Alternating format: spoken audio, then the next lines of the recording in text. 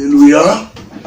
Ngai prophète Samuel ya Nzambe oyo na la kabino toujours ba message ba ndeko nga place sur la mokili mobimba étant que messager Nzambe aye pona kotalisa peuple Nzambe bipana sur la mokili mobimba tango ekoki esengeli na biso to tambola selon les paroles ya Nzambe zo biso. Alors totali que mutu soki déjà ayambi Jésus-Christ comme Seigneur et Sauveur à côté déjà la kati ya mulongo na Nzambe pe babengi ye mwana na Nzambe yango lelo lisusu na ko parler bino message lisusu profondeur oyo nyonso zola nanga na mokili mobimba bipai bozali na kopesa na mukanda na 2 Corinthiens na chapitre 5 na verset 17. Je crois que ba chrétien nyonso ba yebi verset oyo et lobi nini. Alors Bible so parler so bi que si quelqu'un est en Christ, il est devenu nouvelle créature. Les choses anciennes sont passées, voici toutes choses sont devenues nouvelles. Bazo ba que soki mutu azakati na Yesu Masia akomi ekelamu ya sika. Makambu na ye nyonso ya kala eleki epa Nzambe soki déjà mutu aye akomi déjà mwana na ye tango accepter Jésus-Christ comme Seigneur et Sauveur makambu nyonso ya kala Nzambe alongolaka yango pote yoso yambi Jésus-Christ comme Seigneur et Sauveur.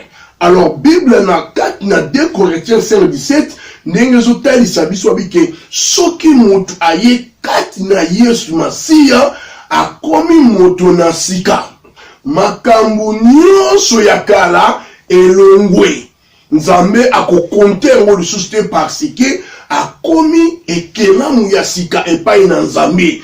Alors les jours oyo yambaki Yesu comme Seigneur et Sauveur feti munene esalamaki na lola ba angelu ya Nzambe babinaka ya kosakana te tangu batu babongolaka motema bayaka epai na Nzambe ezalaka esengo mingi na lola Nzambe asepelaka po tatalikela ekelamu oyo nga nasali bazongi epai na ngai a cause ya Christ ngai na mokili aye kosala misala oyo papa atindaki ye. Ce qui tolobaka papa atindaki ye parce que Christ ayaki lokola moto abotamaki le tant que fils ndenge biso nyonso tobotamaka yango babengaki ye fils de Dieu, mais en esprit c'est lui-même Dieu. Yango na ko parler bino likambu kaka na kati ya 2 Corinthiens na 5:17 oyo zo parler biso ndenge nini moto akoki kozala tangu déjà yo pasteur yo mondimi musicien na Nzambe oyo nyonso ayambaki Jésus-Christ comme Seigneur et Sauveur akoti déjà la kati na ekelamu ya sika akomi mutu ya sika ndenge etalisi biso la kati na 2 Corinthiens 5:17. Alors lelo oyo ba pasteur misusu makambazo sala ezali exemple te ndenge Bible zotalisa biso na mukanda na 2 Corinthiens 5:17. Alors ba pasteur ebele ba bungi déjà nzela bazongeli makambu na bango ya kala ba pasteur ba comment ko kabola batu. Alors bozo comprendre que temps ebandi ko pusana alors Jésus-Christ ayaki asalaki musala pona biso ce qui je crois toki kotanga lisusu na mukanda na Jean na chapitre 11 na verset 35 Bible zo parle so que Jésus plaira. Est-ce que oyebi pona nini Jésus alelaki? Jésus alelaki pona masumu na ngai na yo yango alelaki epesaki ye pasi esengele ke Christ aya kosilisa misala oyo ya Satana pona ngai na yo bandeko na ngai bipa nyonso ozwami na mokili mobimba yango na kotalisa bino likambu ya vexe wana esengeli tozonga na nzela oyo Bible zo parle biso abike je suis le chemin la vérité et la vie. Alors yaza nzela pe bomoi esengeli kozonga kati na ye et surtout na ko parler sur likambo ba musicien nzambe. Ba musicien nzambe balingi likambo ya ko kabona trop.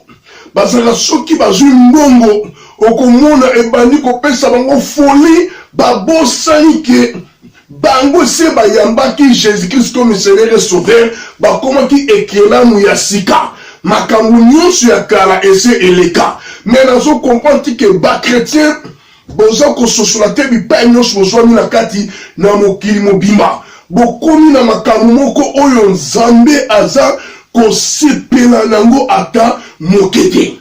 Alors, ce qui toque même dans la Bible, sous dans Jean, dans chapitre 10, dans verset 10, il dit que ne voler ne vient pour dérober, gorger et détruire. Donc, le pasteur est belé et c'est détruire déjà misale ensemble, parce que kangi déjà bango na maboko ya Satan, parce que bango bazali sous la crainte, bosani. Ebandeli na ye ndenge ayaki kati na Yesu Masiya bakomi kosala makambo oyo ezokosepelisa Nzambe te. Bien-aimé dans le Seigneur, étant que ndeko na bino prophète Samuel ya Nzambe ayekopesa message oyo et surtout pour la chrétien oyo baza déjà la kati na Yesu Masiya esengeli kobongisa makambo na yo parce qu'il y a un voyage spécial. Oh, les anzela et zokoya bientôt. Alors, à chaque fois, que Jésus-Christ, il y viendra comme un voleur. Il est déjà là. Il te prépare toujours. Et sengeli na yo omi bongisama libela bande kolangai bipa ino sozwami na mokili mobimba. Zonye la première amour. Oyo ozalaki na mona kati na bonzambe. Oyo nzambe ayeba kiyo bande kolangai place nos bozwami ba pasteur bozongela misala na Nzambe malamu botika kokabola ka batu na kati na mangomba botika kopona ka ngala lingaka oyo te nyonso ezo pesa Nzambe lokumu te bande kolangai ba pasteur misala oyo tosalaka esengeli kosangisa bana Nzambe bomoko pour te voyage dans le ekoya. Et sengeli mutu nyos azala préparé. Alors yo mutu zolanda ngai nanu o préparé te. Chaque fois ebongi o préparaka. Parce que kolala kolamuka ezali habitude na mukolo moko ekozala événement moko ya makasi oyo mokili akoyeba pa kososola tawana me brebis me connaît ma voix. Ce jour-là bana la ye bakoyoka mungomo na ye pe bayebi mungomo na ye. C'est ce que taya trompette eza na nzela. Trompette eza na nzela. Esengeli kozonga na place oyo Nzambe atiaki yo na bolingwa liboso oyo yo zalaki na mona kati ya vie chrétienne. Yango esengeli bandeko na ngai tozonga place moko pote Yesu alelaki pona ngai na yo. C'est ça que misala oyo Nzambe apesi yo ozwango na valeur pote moto ave na kati na makomi oyo esengeli azala moto malamu alakisa batu te ye babenga ye pona kosala misala ya Nzambe botika ko détruire œuvre de Dieu oyo Nzambe apesi yo. C'est ça que 2 Corinthiens 5:17 parle que si quelqu'un est en Christ, il est devenir nouvelle créature. Les choses anciennes sont passées. Voici toutes choses sont devenues nouvelles. Makambu nyonso comme makambu ya sika. Alors makambu ya kala nyonso eleki ndenge Jésus-Christ etanga bondelaki moto azalaki na milimo mabe milimo wana Jésus-Christ abwakaki ngo pe na bangulu. Bible na biki bangulu bakendaki na mai bazongaki lisusu te ndenge makambu na yo tangu yo yambaki Jésus-Christ comme Seigneur et Sauveur. Makambu nyonso ye ya mabe ekendaki na mai ezongaki lisusu te mais yo moko nde moto bandi kozongisa makambu ya kala na kati ya bomoi na yo bandeko na ngai bakretien.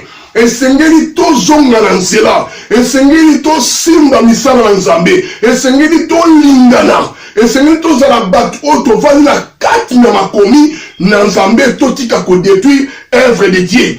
totika kosenga kabatu ba mbongo na misala na nzambe eza malamu te. Nzambe azosepela na makambo na te bandeko na ngai bipanzo bozwami na mokili mobimba. Frappe ezali bokeba, frappe ezali sala misala nzambe malamu pe okozala na bénédiction na yo oyo nzambe abombeli yo pona yo. Yango na ko parler bandeko na ba chrétien na mutu oyo sa koti na kati ambiance na nzambe akoki lisusu kozongela makambo na ye ya kala te. Pote makambo ya kala ese elekaki. Yango ngande ko prophète Samuel na ye ko parler bino kozongisa bino na nzela ba pasteur ba chrétien nyonso ba musicien chrétien makambo oyo bozo sala ezo pesa pas même nzambe lokumu esengeli bobongisa bozonga na première ambiance oyo Yesu Kristo abengaki yo tango oyaki kokutana na ye.